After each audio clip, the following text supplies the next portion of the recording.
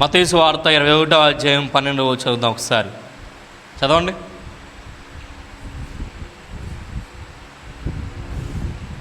యేసు దేవాలయములో ప్రవేశించి క్రయ విక్రయములు చేయవారందరినీ వెళ్ళగొట్టి రోకలు మార్చు వారి బలలను గుమ్మములను వారి పీఠములను పడద్రోసి నా మందిరము ప్రార్థనా మందిరము అనబడును. చాలు, చిన్న ప్రార్థన చేసుకుందాం. సర్వోన్నతుడా, మహిమోన్నతుడా, మహిమగల రాజా, నీ యొక్క అద్వితీయ శ్రేష్టమైనటువంటి స్థితిని బట్టి ఈ దినమందు ఈ యొక్క శిలువ ధ్యాన కూటములలో 3వ రోజున మమ్మను నీ మందిరములో, నీ సహవాసములో, నీ పాదసముఖములో నిలబెట్టినందుకు నీకు వందనాలు, కోట్లాది స్తోత్రములు చెల్లించుకునిచూ ఉన్నాం. తండ్రి, మీ దీవెన, మీ ఆశీర్వాదము, మీ కాపుదల ప్రభు ఏర్పాటు చేసిన ఈ వాక్యమును వారి హృదయముల్లో పదిలపరిచి దీవించుమని యేసుక్రీస్తు ప్రభు వారి యొక్క అతి శ్రేష్టమైన నామాన్ని బట్టి వేడుకొనుచున్నాము పరమ తండ్రి, ఆమె. మరొకసారి మీ అందరికీ నా నిండు హృదయపూర్వక వందన. మరణాత. చాలా సంతోషంగా ఉంది. ఈరోజు చాలామంది వచ్చారు అమ్మా. సరే, మరి భూలోకములో దేవునికి అత్యంత ఇష్టమైనటువంటిది ప్రదేశం ఏదైనా ఉందంటే అది దైవ మందిరము. దేవునికి ఇష్టమైనది ఏంటమ్మా? దైవ మందిరం అంటే దేవుడికి చాలా ఇష్టమంట. నరులాలో గుడారము వేసిన తండ్రికి జయము. నరులాలో గుడారము వేసిన తండ్రికి జయము. అందరినీ ఆకర్షించు, అందరినీ ఆకర్షించు తండ్రికి జయము. సర్వలోక ప్రభువునకు సంపూర్ణ జయము. ఏంటండి? అందరినీ ఆకర్షించు తండ్రికి జయము. నరులలో దేవుడంట ఓ గుడారం వేశారంట అండి. ఏం చేశారంటమ్మా? నరులలో దేవుడు ఏం చేశారంట? ఒక గుడారం వేశాడు. ఏంటి ఆ గుడారం అంటే? దైవ మందిరము. ఇప్పుడు మన ఇల్లు కట్టుకుంటున్నాం అనుకోండి, ఆ ఇంటిని ఏం చేస్తాం? బయట నచ్చినట్టు కట్టుకుంటామా? ఎవడో చెప్తాడు ప్రకారం కడతామా? చెప్పండి. దేని ప్రకారం కట్టుకుంటాం? మనకి నచ్చినట్టు కట్టుకుంటాం కదా. మనకంటూ ఒక సొంత ఆలోచన ఉంటుంది, మనకంటూ ఒక సొంత ప్లాన్ ఉంటుంది. అలాగనే దేవాతి దేవుడు కూడా ఈ భూలోకములో నరుల మధ్యని నివసించడానికి నాకంటూ ఒక ప్రత్యేకమైన ఏముండాలి? ఇల్లు. నాకంటూ ప్రత్యేకమైనటువంటి ఒక మందిరం ఉండాలి అని దేవుడు ఏం చేశారంటే నిర్గమాకాండంలో దాని యొక్క ప్రతి ఒక్కటి కూడా ఎక్కడ కిటికీ ఉండాలి, ఎక్కడ తలుపు ఉండాలి, ఎక్కడ దారబంధం ఉండాలి, ఏమా ఎక్కడ ఏ వస్తువు ఉండాలి అన్నీ దేవుడు నిర్ణయించి పెట్టాడంట. ప్రియ దేవుని బిడ్డలారా, నిర్ణయించి పెట్టినటువంటి మందిరం అంటే దేవుడికి చాలా ఇష్టం. ఎవరైతే నా మందిరాన్ని పాడు చేస్తారో వారిని నేను నిశ్చయముగా పాడు చేస్తానని దేవుడు చెప్పాడండి. దేని పాడు చేసిన ఎవరిని పాడు చేయకూడదంట? దైవ మందిరాన్ని పాడు చేయకూడదు. ప్రియ దేవుని బిడ్డలారా, మరి ఈ రోజుల్లో మనం చూసినట్లయితే దైవ మందిరాలు అనేటువంటివి లో ఆనాటి కాలంలో క్రయ విక్రయం అంటే ఏంటి? అమ్మడం, కొనుక్కోవడం. క్రయ విక్రయం అంటే ఏంటమ్మా చెప్పండి? అమ్మడం, కొనుక్కోవడం. మరి ఆనాటి కాలంలో ఏం చేస్తున్నారంట? దైవ మందిరములో గొవ్వలు అమ్ముతున్నారంట, ఎడ్లు అమ్ముతున్నారంట, గొర్రెలు అమ్ముతున్నారంట. ఎక్కడ? మందిరములో. దేవుడు ఎవరికైతే ఆ యాజకులైనటువంటి వారికి దేవుడు మందిరాన్ని కాయండి, మందిరమును అలాగనే సంఘమును మీరేం చేయండి, పోషించండి అని అంటే, వీరేం చేశారంటే దాన్ని ఏం చేశారంటమ్మా? దాన్ని ఏం చేశారు? వ్యాపారపుడిలుగా మార్చారు. ఈ రోజుల్లో క్రైస్తవ మందిరాలు అనేటువంటివి ఎలా ఉన్నాయి? పరిశుద్ధంగా ఉన్నాయా? ఏమా, క్రైస్తవ మందిరాలు ఈరోజు పరిశుద్ధంగా ఉన్నాయా? చెప్పండి ఒకసారి. పరిశుద్ధంగా ఎలా ఉన్నాయి, అపరిశుద్ధంగా ఎలా ఉన్నాయి చెప్పండి. ఈరోజు క్రైస్తవ మందిరముల్లో క్రయ విక్రయములు జరుగుతున్నాయా? జరుగుతున్నాయి. ప్రియ దేవుని బిడ్డలారా, మందిరములు అనేటువంటివి దేవుడు ఎంతో ఇష్టముగా తయారు చేయించుకుని ఎంతో పవిత్రముగా చూసుకోవలసినటువంటి మందిరమునంట. ఈరోజు ఆ మందిరాన్ని పాలించేటువంటి పాలకులు అనగా యాజకులు అనేటువంటి వారే ఆ మందిరాన్ని పాడు చేస్తున్నారు. ఎలా పాడు చేస్తున్నారనంటే, ఏమ్మా, ఈ రోజుల్లో మీరు టీవీలో కనబడేటువంటి పెద్ద పెద్ద బోధకులు చూస్తే వారు ఏం చేస్తారో తెలుసా? ఎక్కడైతే మరి దైవ సన్నిధి జరుగుద్దో ఆ ప్రదేశంలోనికి బూటు కాళ్ళు వేసుకుని, నేను చెప్తున్నటువంటి పోడియం మీద బూటు కాళ్ళు పెట్టి బోధిస్తున్నారు. అదే పాస్టర్ గారు వాష్రూమ్కి వెళ్ళా అదే చెప్పులతో వెళ్తారల్లా? వెళ్తారమ్మా? ఎవరన్నా బాత్రూమ్కి వెళ్ళినప్పుడు లేకపోతే వాష్రూమ్కి వెళ్ళినప్పుడు చెప్పులు తీసి వెళ్తాడు? ఎవడన్నా వేసుకుని వెళ్తాడు కదా. అంత భయంకరమైనటువంటి ఆ యొక్క దుర్గంధాన్ని తీసుకొచ్చి ఎక్కడ పెడుతున్నారో? దైవ సన్నిధిలో పెడుతున్నారు. అంటే ఈరోజు మందిరాన్ని ఆనాటి కాలంలో వారు అమ్మడం కాదు, వీరే అమ్మేస్తున్నారు కదమ్మా. క్రయ విక్రయములు అనగా పరిశుద్ధమైనటువంటి మందిరములోనికి అపవిత్రమైనటువంటి చెప్పులు తీసుకొచ్చి పెడుతున్నారండి. ఆ మందిరంలో పరిశుద్ధత ఉందా? ఉందండి. ఆ మందిరంలో పరిశుద్ధత ఉంటుందా? ఉండదు.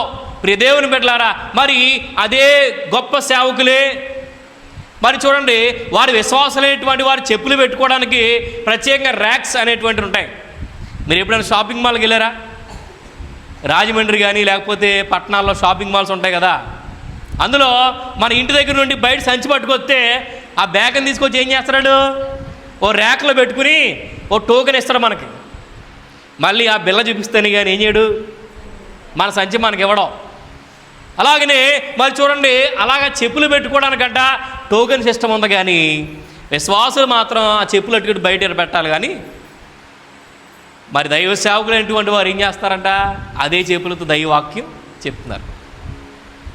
ఒక ఆయన నూతన మందిరాన్ని అండి, ఈస్ట్ గోదావరి జిల్లాలో నూతనమైన మందిరాన్ని మరి ఆ చెప్పులతో ఆ షూతో ఎక్కడ తిరిగాడో తెలియదు, కానీ అదే షూతో పట్టుకొచ్చి ఏం చేస్తున్నాడంట? దైవ మందిరం రిబ్బన్ కట్ చేసి అదే షూతో బయటకు వచ్చి లోనికి వచ్చి ఏం చేశాడు? ఆల్తర్ ఎక్కి దాని మీద పరిశుద్ధాత్మతో కూడినటువంటి ఉజ్జీవ ప్రసంగం చేస్తున్నాడండి. ఏం చేస్తున్నాడంట? ఉజ్జీవ ప్రసంగాన్ని చేస్తున్నాడు. ఇది ఎంతవరకు న్యాయం చెప్పండి ఒకసారి. దైవ మందిరంలో పవిత్రత ఉందా? దైవ మందిరాన్ని పవిత్రం చేస్తున్నారా? సరే, ఇక్కడ యాజకులు ఎలా ఉంటే మరి నేటికాల విశ్వాసాలు ఎటువంటి వారు ఏం చేస్తున్నారో? మరి ఎక్కడ లేని లవ్ అఫేర్లు ఎన్ని మందిరంలో జరుగుతాయి నేటి బయటికి చూసినట్లయితే కదా.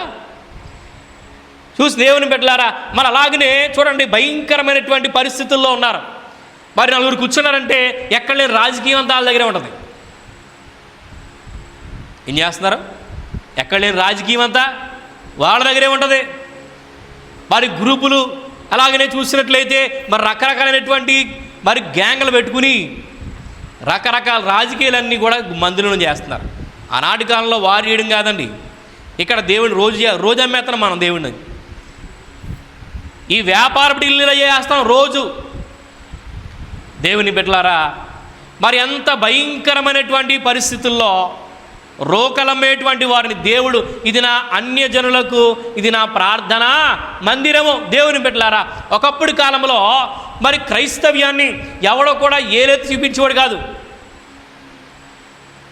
క్రైస్తవులంటే అదిగో మహా నిష్ఠపరులైనటువంటి వారు, మహాభక్తిపరులు. వారిలో వెళ్తే ఆ నిష్ఠ మనం పాటించలేము ఏమో అని చెప్పి ఎవరో కూడా క్రైస్తవ్యాల్లోనికి వచ్చేవారు కాదండి. అంటే రూల్స్ అండ్ రెగ్యులేషన్స్ స్ట్రిక్ట్గా ఉంటాయని. మరి ఈ రోజుల్లో ప్రతి ఒక్కరు కూడా క్రైస్తవాన్ని ఏలెత్తి చూపిస్తున్నాడంటే దాని అర్థం ఏంటి అమ్మా? ప్రతి ఒక్కడు ఈ రోజుల్లో క్రైస్తవాన్ని ఏలెత్తి చూపిస్తున్నారంటే క్రైస్తవుల్లో ఏం తగ్గిపోయిందంటే దైవ మందిరాన్ని చూసుకునేటువంటి పవిత్రత తగ్గిపోయింది. ఏం తగ్గిపోయిందంట? మనుషులు ఏం తగ్గిపోయింది? పవిత్రత తగ్గిపోయింది. ఈ పవిత్రత ఎప్పుడైతే మనుషులు లోపించిందో అప్పుడు అంటండి దేవుని మీద భక్తి అనేటువంటిది కూడా ఏమైపోయిందంట? పోయింది. దేవుని బిడ్డలారా, భక్తి ఎప్పుడైతే తగ్గిపోద్దో, సరుకు ఎప్పుడైతే లేదో ఏం చేస్తారంట? ఇప్పుడు ఉదాహరణకి కొంతమంది పనిలోకి వెళ్తున్నారండి. ఆడి కొంచెం మాట తీరు బాగుందనుకోండి, ఆడి పని చేయడం రాదు. ఏం చేస్తాడో అక్కడున్న ఓనర్తో ఏదో మాట కలిపి వీళ్ళందరి మీద ఆజమాయిషి చేద్దామని చూస్తున్నాడు. అవునా? చేస్తాడో ఈడ?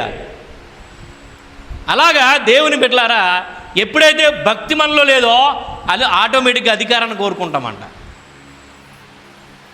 సరుకు ఎప్పుడైతే లేదో ఆటోమేటిక్గా ఆజమాయిషి కోరుకుంటామంట. ఇక్కడ అదే చెప్తున్నాడు, ఇది అన్యజనులకు నా ప్రార్థన మందిరము. ఈ రోజుల్లో అన్యజనులు అనేటువంటి వారు ప్రియ దేవుని బిడ్డలారా దైవ మందిరంలోనికి ఎందుకు రావట్లేదంటే ఇది మందిరం ఏం చేస్తున్నారంట? అపవిత్రం చేసి పడేస్తున్నారు కాబట్టి. ఈ రోజుల్లో చూడండి, ఒక హైందవ పూజారి కానీ అలాగనే మరి ముస్లింలు ఉన్నటువంటి వారు కానీ ఎవరో కూడా మరి మందిరంలోనికి చెప్పులు వేసుకెళ్ళరు. ఆ గర్భగుడి అనగా ఎంతో పవిత్రంగా చూస్తారు వారు.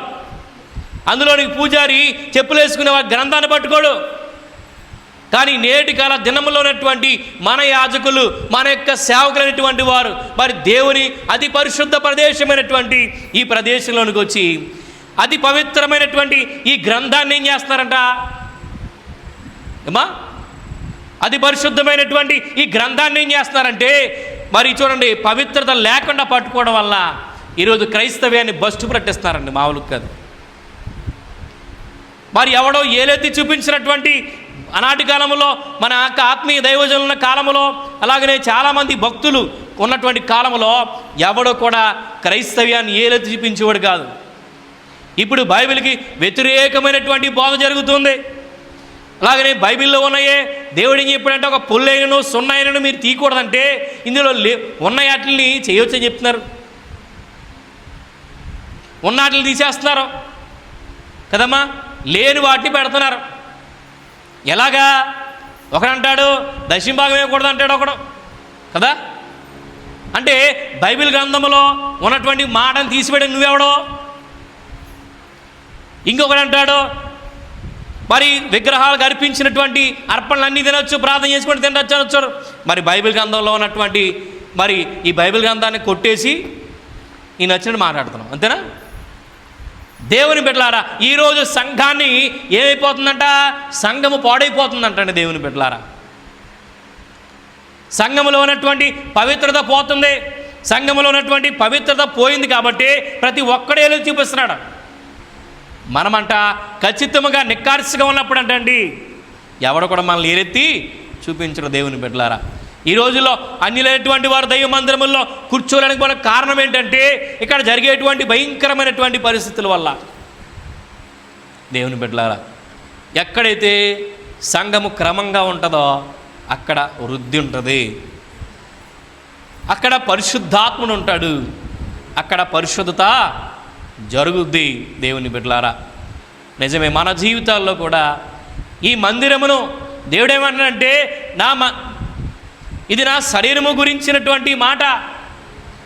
మరి ఈ శరీరం అనగా దేవుని యొక్క ఆలయమైనటువంటి ఈ శరీరాన్ని అంటండి, దేవుని శరీరాన్ని అంట ఆనాటి కాలంలో మరి వారు కొట్టిన కోడాల దెబ్బలతో చిన్న చిన్న గాయాలు అంటే శరీరంలో అక్కడక్కడ గ్యాప్ ఉండొచ్చు. కానీ మనం చేసే పనులకి దేవుని శరీరాన్ని తూట్లు కింద పొడి చేస్తామంట మనమే.